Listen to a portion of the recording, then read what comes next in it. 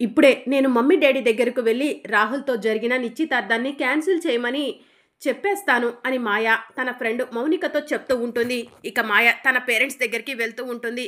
ఇక మరోవైపు మాయ వాళ్ళ ఫాదర్ హాల్లో కూర్చొని తన భార్య మాధవితో మనం పెళ్ళికి ఎవరెవరిని పిలవాలో ముందే లిస్ట్ రాసుకొని ఉంచాలి, లేకపోతే కనుక ఆఖరి నిమిషంలో ఎవరో ఒకరిని మిస్ చేసేస్తాం అని చెప్పి చెప్తూ ఉంటాడు. అప్పుడు మాధవి ఆలోచిస్తూ ఉంటుంది. మాధవి, ఏం ఆలోచిస్తున్నావు అని శశిధర్ అడుగుతూ ఉంటాడు.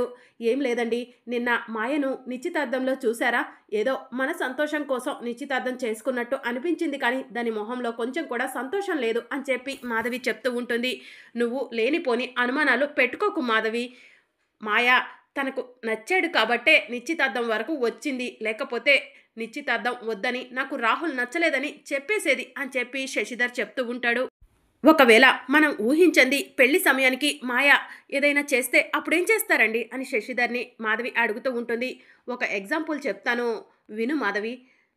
తండ్రి కూతుర్ని కొడుకుని ఇద్దరిని కూడా ఒకేలా చూసుకుంటాడు, కానీ కొడుకును మాత్రం భుజాల మీద కూర్చోబెట్టుకుంటే కూతుర్ని తల మీద పెట్టుకుంటాడు. కొడుకు సైకిల్ తొక్కుతూ కింద పడిపోతే ఏం కాదులే అంటాడు. అదే కూతురు సైకిల్ తొక్కుతూ పడిపోతే గుండె పగిలేలా బాధపడతాడు. అలాగే మాయ చెయ్యకూడంది చెప్పకూడంది ఏదైనా పెళ్లి సమయానికి చెప్తే కనుక నా పరిస్థితి కూడా అదే మాయ. అయినా నువ్వు లేనిపోని అనుమానాలు పెట్టుకోకు, మాయపై నాకు పూర్తి క్లారిటీ ఉంది, మాయ అలాంటి విషయాలు ఏది చెయ్యదు అని చెప్పి శశిధర్ మాధవికి చెప్తూ ఉంటాడు. ఇదంతా కూడా మాయ అలాగే మాయ ఫ్రెండ్ మౌనిక వెనుక నుంచి వింటూ ఉంటారు. ఇక మాయ తన పేరెంట్స్కి రాహుల్తో నిశ్చితార్థం ఇష్టం లేదని చెప్పడానికి వెళ్ళి శశిధర్ మాధవి మాట్లాడుకుంటున్న మాటలు విని వెంటనే తన రూమ్లోకి వస్తుంది. మాయా, నువ్వు ఊహించింది ఒకటైతే అక్కడ జరుగుతుంది మరొకటి, ఇప్పుడు ఎలాంటి నిర్ణయం తీసుకుంటావు అని మౌనిక అడుగుతూ ఉంటుంది. డోంట్ వరీ మౌనిక, నేను పెళ్ళి ఇష్టం లేదని డాడీ వాళ్ళకి చెప్తే డాడీ వాళ్ళు ఫీల్ అవుతారు, కానీ రాహుల్తోనే మాయతో నాకు పెళ్ళి ఇష్టం లేదు, నిశ్చితార్థం క్యాన్సిల్ చేయించుకుంటున్నాను అని చెప్పిస్తాను అని చెప్పి మాయ చెప్తూ ఉంటుంది. అది కాదు మాయా, అసలు నువ్వు శ్రీకర్ని ప్రేమిస్తున్నా అంటున్నావు, ఆ శ్రీకర్ ఎలాంటి వాడో నువ్వు కొంచెమైనా ఆలోచించావా అని చెప్పి మౌనిక అడుగుతూ ఉంటుంది. నాకు కూడా అవే అనుమానాలున్నాయి. శ్రీకర్ నిజంగా మంచివాడా లేకపోతే నటిస్తున్నాడా అన్నది తెలుసుకోవాలి. అసలు నాది వన్ సైడ్ లవ్ కాబట్టి ముందు శ్రీకర్ గురించి నేను అన్ని విషయాలు తెలుసుకొని ఆ తర్వాత ప్రొసీడ్ అవ్వాలి, లేకపోతే నేను ఫూల్ అయిపోతాను అని మాయ తన ఫ్రెండ్ మౌనికతో చెప్తూ ఉంటుంది. ఇక మరోవైపు అవని ఒంటరిగా కూర్చొని అర్చన వచ్చి అక్షయ్ గుడిలో కనిపించింది, ఇక ఎప్పటికీ తిరిగి రానని చెప్పింది అన్న మాటలను గుర్తు చేసుకుంటూ ఉంటుంది. అలాగే వేదవతి వాళ్ళు ఇంటికి వచ్చి పెట్టిన కండిషన్ గురించి కూడా గుర్తు చేసుకుంటూ ఉంటుంది. అప్పుడే సుజాత అవని దగ్గరకు వెళ్ళి, అవని ఏం ఆలోచిస్తున్నావు, అత్త వాళ్ళు పెట్టిన కండిషన్ గురించి ఏం ఆలోచించావు అని చెప్పి అడుగుతూ ఉంటుంది. ఆలోచించడానికి ఏముందక్క, నా నిర్ణయం అప్పుడే చెప్పేశాను కదా అని చెప్పి అవని అంటుంది. వస్తుందో రాదో తెలియని అక్షయ్ కోసం నువ్వు ఎదురు చూడటం కన్నా కూడా నువ్వు నీ జీవితాన్ని సాగించడం మంచిది అవని అని చెప్పి సుజాత చెప్తూ ఉంటుంది. ఏం మాట్లాడుతున్నావక్క నువ్వు, భర్త కోసం కూతుర్ని వదులుకోమంటున్నావా అని చెప్పి అవని అడుగుతూ ఉంటుంది. అవును అవని, నీ జీవితం ఒక గాడిలో పడాలని ఈ అక్క కోరిక, అందుకే అలాంటి నిర్ణయం తీసుకున్నాను అని చెప్పి సుజాత చెప్తూ ఉంటుంది. లేదక్క, నాకు నా కూతురు అక్షయ్ కావాలి, అలాగే నా భర్త కూడా కావాలి అని చెప్పి అవని అంటూ ఉంటుంది.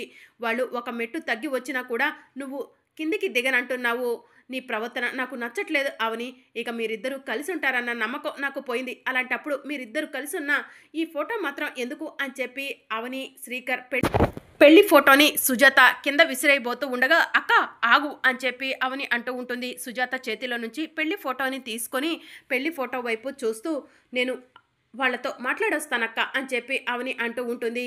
అమ్మ అన్నపూర్ణదేవి, నా చెల్లెలు జీవితం ఒక గాడిలో పడాలి, దాని భవిష్యత్తు బాగుండాలనే ఇలా కఠినంగా మాట్లాడాను, వెళ్తుంది కదా, దాని మనసు మారి అది ఆ ఇంట్లోనే ఉండేలా చెయ్యి తల్లి అని చెప్పి సుజాత అమ్మవారికి నమస్కారం చేసుకుంటూ ఉంటుంది. ఇక మరోవైపు మాయ స్పీడ్గా వెళ్తూ ఉంటుంది. మాయ ఎక్కడికి వెళ్తున్నావు అని మౌనిక అడుగుతూ ఉంటుంది. శ్రీకర్ గురించి ఎలాంటి ఇన్ఫర్మేషన్ నాకు తెలీదు, నాది వన్ సైడ్ లవ్ అని చెప్పాను కదా, అందుకే శ్రీకర్ గురించి అన్ని విషయాలు తెలుసుకోవడం కోసమే వెళ్తున్నాను అని చెప్పి మాయ చెప్తూ ఉంటుంది. మరి శ్రీకర్కి నువ్వు వస్తున్నట్టు ఇన్ఫర్మేషన్ ఇచ్చావా అని చెప్పి మౌనిక అడుగుతూ ఉంటుంది. ఇన్కమ్ ట్యాక్స్ రైట్ చేసేటప్పుడు ఎవరైనా ఇన్ఫర్మేషన్ ఇస్తారా, అలాగే నేను కూడా ఇన్ఫర్మేషన్ ఇవ్వకుండానే వెళ్తాను, ఇన్ఫర్మేషన్ ఇవ్వకుండా వెళ్తేనే కదా శ్రీకర్ అసలు రూపం నాకు తెలిసేది, వాళ్ళ ఇంట్లో వాళ్ళు ఎలాంటి వాళ్ళు అన్నది నాకు తెలుస్తుంది, అంతేకాదు నిన్న ఎంగేజ్మెంట్లో అవనిని నేను టార్గెట్ చేసినప్పుడు స్టాఫ్ అంతా కూడా సైలెంట్గా ఉన్నారు. కానీ శ్రీకర్ మాత్రం ఎందుకో అవనిని అంటుంటే తట్టుకోలేకపోయాడు. నాపై కోప్పడ్డాడు కూడా. అసలు వాళ్ళిద్దరి మధ్య ఒక కొలీగ్స్ రిలేషనేనా, ఇంకేమైనా ఉందా తెలుసుకుంటాను. అసలు శ్రీకర్ ఇంత వయసు వచ్చినా ఎందుకు పెళ్లి చేసుకోలేదు? ఎవరినైనా ప్రేమిస్తున్నాడా, లేకపోతే కావాలనే పెళ్లి చేసుకోకుండా ఉన్నాడా? ఈ అన్ని విషయాలు తెలుసుకోవడం కోసమే నేను శ్రీకర్ వాళ్ళ ఇంటికి వెళ్తున్నాను అని చెప్పి మాయ మౌనికతో చెప్తూ ఉంటుంది. నన్ను డ్రాప్ చేస్తావా మాయ అని చెప్పి మౌనిక అడుగుతూ ఉంటుంది. నాకు ఈ సమయం చాలా విలువైంది, డ్రాప్ చేయడం కుదరదు, సారీ మౌనిక అని చెప్పి మాయ అక్కడి నుంచి వెళ్ళిపోతుంది. భగవంతుడా, ఏంటయ్యా ఈ మార్పు, ఈ సమస్య ఎక్కడికి దారి తీస్తుందో అర్థం కావట్లేదు అని చెప్పి మౌనిక మనసులో అనుకుంటూ ఉంటుంది. ఇక మరోవైపు అవని ఆలోచిస్తూ వేదవతి ఇంటికి వస్తుంది. వేదవతి ప్రసాదరావు బయటే కూర్చొని ఉంటారు. పెద్దిరాజు వసంత కూడా బయటే ఉంటారు. అవనిని చూసిన ప్రసాదరావు, అమ్మ అవని, నువ్వు ఇక్కడికి వచ్చావా అని చెప్పి అంటూ ఉంటాడు. నిన్ను చూస్తుంటే నువ్వు మనసు మార్చుకొని వచ్చినట్టు అనిపిస్తుంది అని చెప్పి ప్రసాదరావు అంటూ ఉంటాడు. మేం చెప్పిన కండిషన్కి నీకు ఓకే అయితే నిన్ను కోడలిగా అంగీకరించడం మాకు కూడా ఓకే అవని అని చెప్పి వేదవతి చెప్తూ ఉంటుంది. అవని ఏం మాట్లాడట్లేదంటే అంగీకరించినట్టే అమ్మా అని చెప్పి పక్కనున్న వసంత చెప్తూ ఉంటుంది. ఇక అవని ఇంట్లోకి వెళ్తూ ఉంటుంది. ఇక అందరూ కూడా అవని వెనకే వెళ్తూ ఉంటారు. ఇక అవని ఆలోచిస్తూ ఉంటుంది. ఇక అప్పుడే పెద్దిరాజు, అమ్మ అవని కుడికాలు పెట్టి లోపలికి వెళ్ళమ్మా, అందరికీ మంచి జరుగుతుంది అని చెప్పి చెప్తూ ఉంటాడు. ఇక అవని కుడికాలు పెట్టి లోపలికి వెళ్తూ ఉంటుంది. ఇక నిహారిక, కృష్ణబాబు, శ్రీకర్ ఇంట్లో ఉంటారు. అవనిని చూసి షాక్ అవుతారు. ఇదేంటి, నేను ఊహించింది జరుగుతుంది అని చెప్పి నిహారిక మనసులో అనుకుంటూ ఉంటుంది. నీ మైండ్ వాయిస్ నాకు అర్థమైంది అని చెప్పి కృష్ణబాబు అంటాడు. అవని, నువ్వు మనసు మార్చుకొని వచ్చినందుకు నాకు చాలా సంతోషంగా ఉంది అని చెప్పి శ్రీకర్ అంటాడు. ఇక అర్చన కూడా అవనిని చూసి, అమ్మ మనసు మార్చుకొని తిరిగి ఇక్కడికి వచ్చింది, ఇక ఎంచక్క అమ్మ కళ్ళ ముందే నేను ఉండిపోవచ్చు, అమ్మ ఇక్కడికి రాకపోతే నేను చచ్చిపోదాం అనుకున్నాను అని చెప్పి అర్చన మనసులో అనుకుంటూ ఉంటుంది.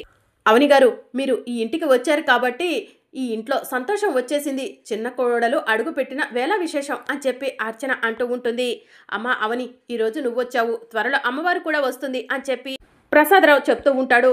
ఇక అవని మాత్రం ఏం మాట్లాడకుండా అలానే ఆలోచిస్తూ ఉంటుంది. ఏంటమ్మా అవని, ఏం మాట్లాడట్లేదు, చెప్పు, మనసు మార్చుకొని వచ్చానని నీ నోటితో చెప్పమ్మా అని చెప్పి ప్రసాదరావు అడుగుతూ ఉంటాడు.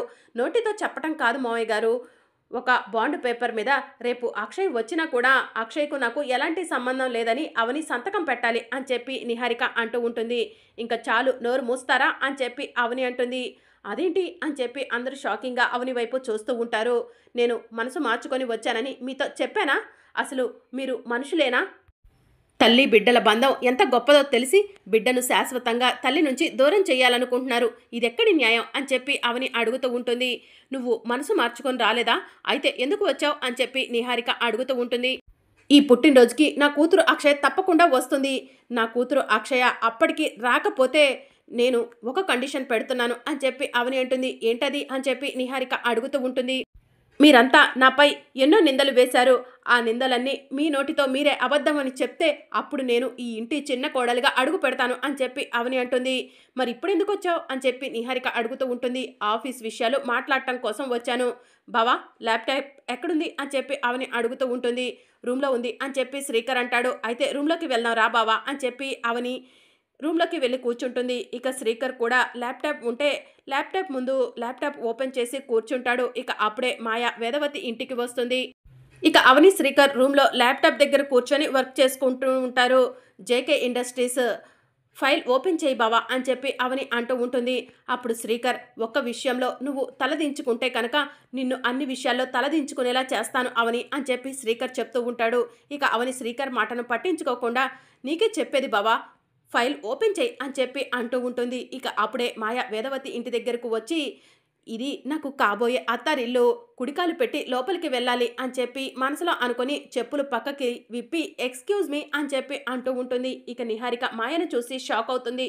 మరి అప్కమింగ్ ఎపిసోడ్లో ఏం జరగబోతుందో తెలుసుకోవాలనుకుంటున్నారా? అయితే ఛానల్ను సబ్స్క్రైబ్ చేసుకొని సపోర్ట్ చేయడం మర్చిపోకండి. Thank you for watching.